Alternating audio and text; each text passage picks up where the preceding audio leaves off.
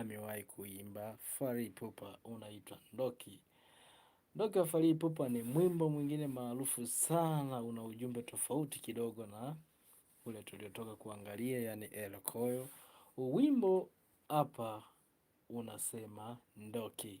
Kwa lugha ya Lingala ni Ndoki, kwa Kiswahili inamaanisha mchawi, au sio? Sasa tujue mchawi wa nini? Mchawi wa kuloga ama mchawi yupi? Mganga ama nani? Ndoki ina maana ya mchawi au mtu mwenye roho mbaya, au sio, analeta madhara kwa wengine. Lakini katika wimbo huu Fally Ipupa hutumii neno hili kwa maana halisi ya uchawi, bali kwa lugha ya mfano, kumaanisha mtu anayemsaliti, au sio au mwanamke anayemuumiza kihisia kwa mapenzi.